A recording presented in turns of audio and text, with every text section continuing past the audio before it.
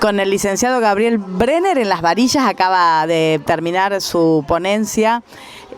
Bueno, y la pregunta es, ¿cómo se hace para pasar de una inclusión por obligación a una inclusión democrática en las escuelas? Qué buena pregunta.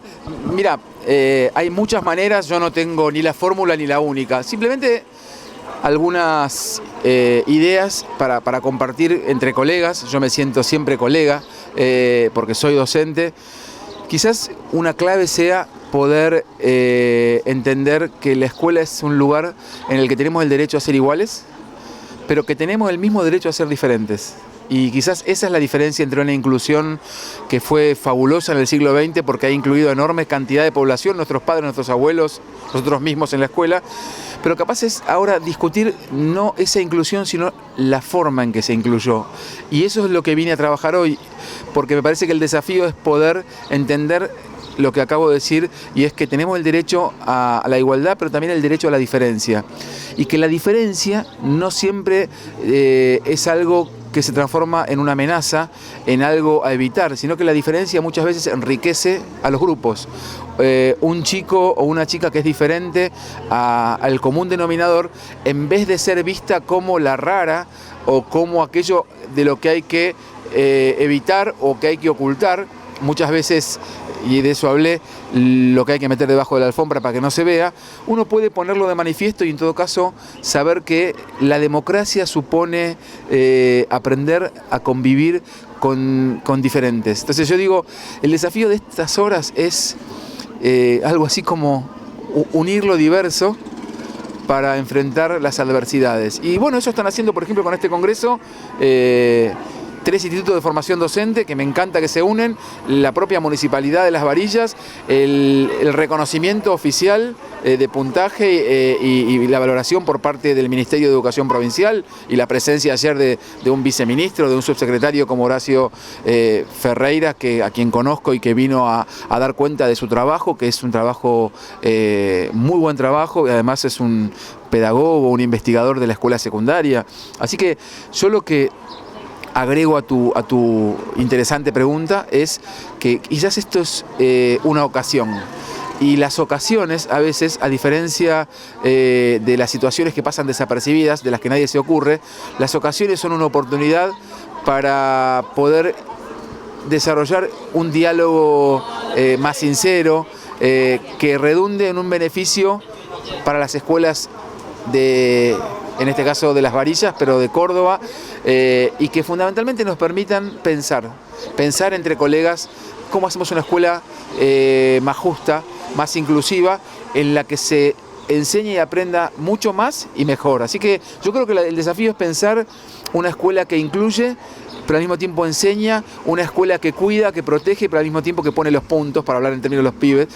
Ponerle los puntos a los pibes no es un acto ni demagógico ni negativo. Ponerle los puntos es decirles de otro modo que los queremos. Poner los puntos es enseñarle los límites, no como algo que cierra, sino como algo que puede abrir a que uno sea de otra manera. Entonces, de eso un poco vine a compartir entre colegas, para que este congreso sea un punto de partida para que pasen mejores cosas en las escuelas. Bueno, vos hablás desde tu conocimiento del territorio porque, bueno, vos sos docente también, pero también desde otro lugar, desde la gestión, seguramente hay políticas que pueden ayudar, porque es un cambio, por lo que vos planteás, un cambio cultural, el que hace falta mirar al otro desde otro lugar. Bueno, ¿cómo se puede desde las políticas ayudar o qué es lo que vos sentís que pudiste hacer desde la gestión? Bueno, qué buena tu pregunta. Si vos sos una conocedora profunda de los temas educativos. Yo soy docente y tuve la oportunidad de participar 3 años en la subsecretaría como subsecretario de Equidad y Calidad. Bueno, lo que hemos hecho fundamentalmente fue desarrollar un conjunto de políticas y programas para lograr justamente mejores procesos de enseñanza y de aprendizaje. Entonces digo, para nombrar algunos, por ejemplo, me parece, y hoy nombraba recién Leme, desarrollar jornadas familia y escuela como algo que se institucionalice en el diálogo entre las familias y la escuela, es una propuesta pedagógica enriquecedora hacedora de la diferencia y de lo común. Entregarle a las escuelas libros de enorme significación pedagógica como un archivo fílmico. Hoy utilicé fragmentos de películas que están en todas las escuelas estatales del país. Yo mismo, que recorría permanentemente todas las semanas, pude corroborar que en los lugares más alejados de las ciudades de este país están los archivos fílmicos. Fundamentalmente me parece que pensar que la tecnología tiene que ser un derecho y no un privilegio también es parte de políticas públicas. Me parece que lo que es fundamental ahora es pensar en que las políticas públicas tienen que respaldarse en un Estado presente que pueda fundamentalmente proteger los derechos a la educación, pero fundamentalmente los derechos a enseñar y a aprender de los sectores sociales más desfavorecidos. Por eso es la importancia del Estado. Muchas veces hay muchos chicos y familias que pueden acceder por cuenta propia, a través del mercado, a una computadora, a un programa de orientación vocacional. Cuando el Estado es quien repone este derecho, cuando el Estado, por ejemplo, plantea un programa de orientación vocacional, que es algo también que hicimos y que era inédito, que es ofrecerle a los chicos del último año de la secundaria acceso a información significativa para que puedan elegir la carrera que quieren continuar, tanto a nivel terciario como universitario. También habla de políticas públicas. Me parece fundamentalmente que hay que entender que las políticas públicas suponen un Estado educador. De eso hablaba Sarmiento en la ley 1420. Yo soy un admirador de Sarmiento como el promotor de las escuelas del Estado educador.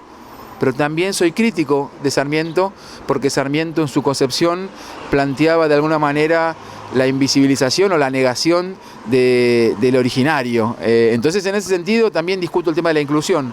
La inclusión en el siglo XX fue importantísima. La Argentina brilló en las estadísticas porque se completó la primaria, toda la población, mucho antes y mejor que muchos países de la región. Lo que no podemos desconocer, festejando estas estadísticas, es que ese proceso de inclusión fue bastante excluyente. Había que dejar en la puerta de la escuela el cocoliche de los abuelos, la manera de ser, de cantar, de hablar, los himnos propios, porque había un solo himno y una sola manera de ser y estar. Entonces, sintetizo, me parece que las políticas públicas tienen que poder tener concepciones por debajo en torno a cómo tenemos que vivir o cómo podemos vivir en la sociedad de manera más democrática, cómo incluimos la diferencia no como amenaza, sino como complemento, como algo que enriquezca la vida en común. Pero fundamentalmente me parece que, y ahora vuelvo al Congreso, estos congresos permiten poner negro sobre blanco o sobre la superficie de políticas públicas, concepciones en torno a la escuela y fundamentalmente conversar y debatir. Yo creo que lo importante es debatir entre los que pensamos distinto, no escucharnos entre los que decimos lo mismo. Y bueno, quizás esto es una oportunidad. Una buena ocasión, el Congreso de las Varillas. Bueno, muchísimas gracias y seguramente hay mucho camino por recorrer, seguramente mucho para hacer en las aulas, en las escuelas, para lograr esta transformación, este cambio cultural, bueno, que más allá de las políticas requiere de todos los agentes, ¿no? Bueno, vos lo estás diciendo, la verdad que me parece que el cambio cultural no es algo que se puede hacer con un enter, como cuando uno está frente a la computadora. La escuela pertenece al mundo de la cultura y los cambios son lentos. Por más que a veces querramos que sean las cosas para ayer. Hay una canción del rock and roll que dice, no sé lo que quiero, pero lo quiero ya. Vivimos de ese modo.